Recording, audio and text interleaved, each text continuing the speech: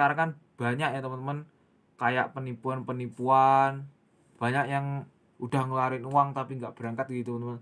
Makanya kalian sebelum masuk ke LPK tersebut, kalian harus cek dulu bener-bener LPK tersebut sudah resmi atau belum, udah bisa berangkatin orang atau belum. Banyak temanku juga yang dia udah ngeluarin uang banyak, ternyata dia salah masuk LPK ya teman-teman. Ternyata LPK-nya itu abal-abal, atau bahkan juga ada yang ilegal, belum terdaftar di Kemenaker ya teman-teman. Ja, welcome back to my channel bre. Ya, kembali bersama gue tentunya di channel Koicang Channel.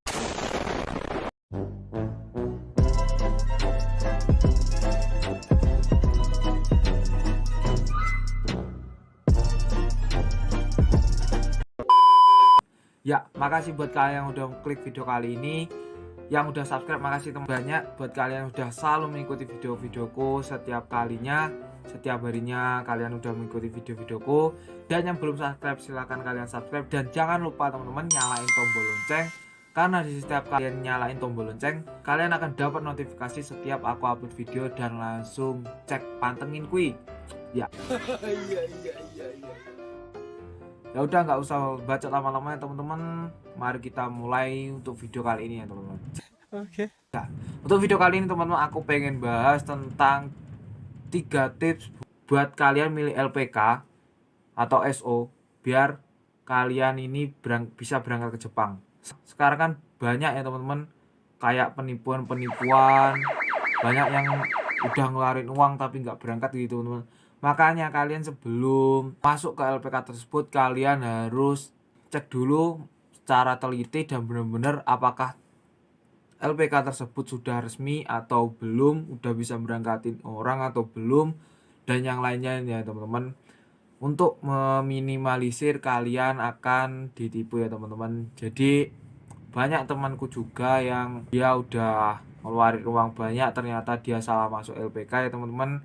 Ternyata LPK-nya itu abal-abal, atau bahkan juga ada yang ilegal, belum terdaftar di Kemenaker ya teman-teman. Dan dia berangkat ke Jepang dengan visa turis lah, terus nggak bisa pulang, bingung mau pulang gimana.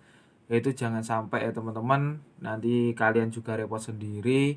Walaupun kalian bisa berangkat dengan ilegal, itu akan nyulitin kalian berada di Jepang juga ketika kalian pulang ya teman-teman. Untuk meminimalisir hal itu, aku pengen bahas tentang 3 tips ini ya teman-teman, yang harus kalian lakuin sebelum kalian pengen masuk ke LPK buat berangkatin kalian ke Jepang. Karena ini benar-benar penting, dan aku mohon kalian simak video kali ini dengan jelas dan seksama teman-teman, biar nggak ada kesalahpahaman dan kalian juga bisa mengambil sisi positif dari videoku kali ini, biar bisa mengedukasi kalian, biar kalian bisa sampai Jepang dengan aman tanpa kehilangan uang yang nggak seharusnya kalian keluarin ya teman-teman.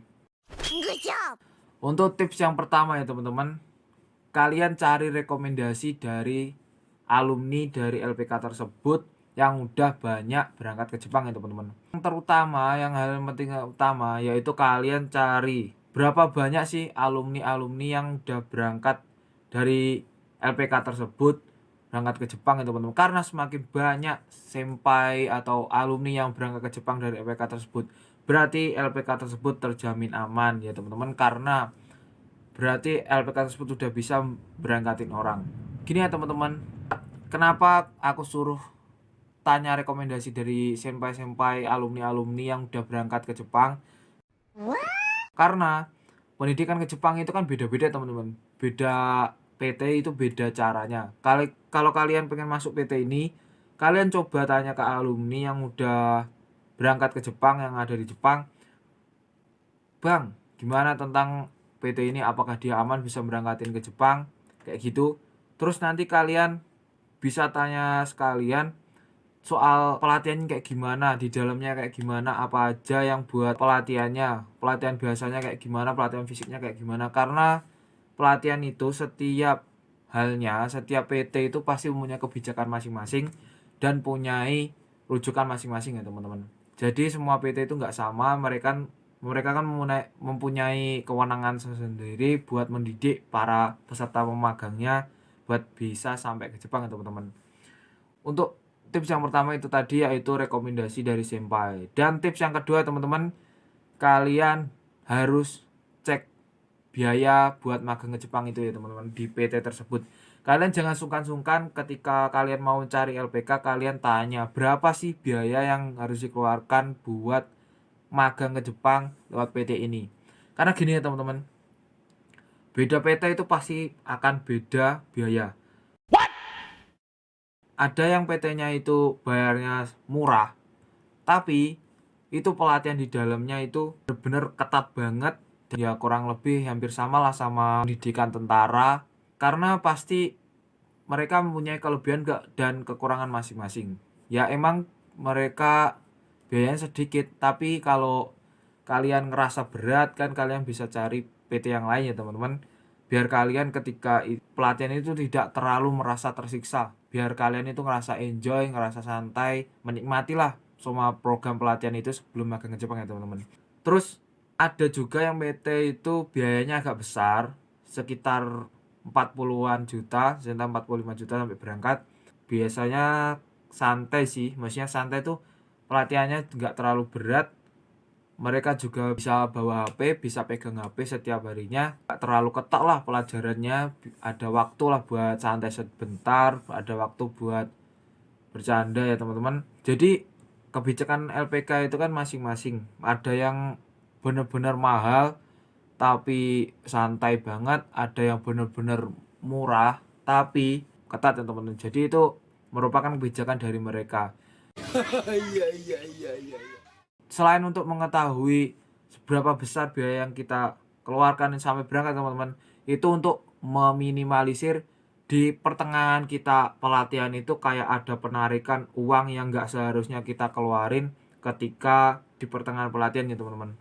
Contohnya gini, waktu daftar kalian nggak tanya apa-apa terus dibilangin biayanya sekitar segini, ternyata di pertengahan pelatihan kalian itu dimintain uang segini dan itu sampai berangkat kalian kok melenceng dari itu. Hati-hati ya teman-teman. Makanya saran dariku kalian harus tanyain dulu bener-bener berapa biayanya di LPK ini biar kalian bisa mempersiapkan uang sebelum berangkat magang ke Jepang ya teman-teman.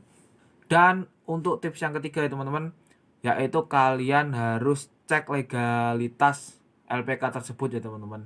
Dan untuk cara ngeceknya ya teman-teman, kalian gak usah ribet-ribet karena disediakan oleh pemerintah. Kalian tinggal aja searching di Google, kalian tinggal ketik binalatas.kemenaker.co.id, nanti itu akan langsung keluar dan kalian langsung cari.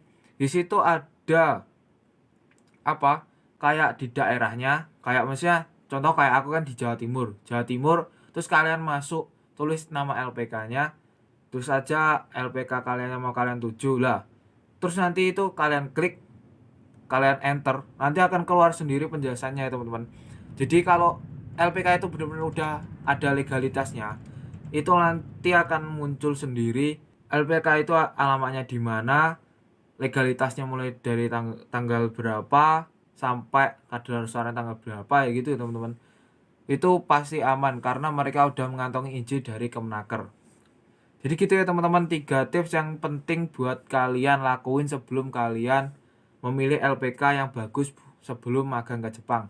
Karena akhir-akhir ini banyak LPK yang melakukan penipuan kepada murid-muridnya, kepada siswa-siswanya yang calon magang ke Jepang. Sebenarnya nggak semua LPK kayak gitu ya teman-teman. Itu cuma oknum-oknum yang nggak bertanggung jawab. Kita kan pengen magang ke Jepang karena kita pengen bantu orang tua, pengen masa depan yang cerah. Makanya kita semua sebelum berangkat ke Jepang kita harus cek legalitas dan gimana pendidikan di LPK tersebut yang mau kita masuki ya teman-teman, supaya aman ya. Sekian ya teman-teman video kali ini, semoga bermanfaat bagi kalian dan semoga nggak ada yang ketipu lagi, soalnya banyak oknum-oknum yang nggak bertanggung jawab. Ketika kita pengen berangkat ke Jepang banyak yang oknum-oknum menimpa kita ya teman-teman. Dan jangan lupa kita terus bersemangat harus berdoa, berusaha, dan restu orang tua itu yang penting buat kalian. Dan jangan lupa teman-teman ikuti terus channelku, dan jangan lupa subscribe ya teman-teman. Sekian dariku, assalamualaikum.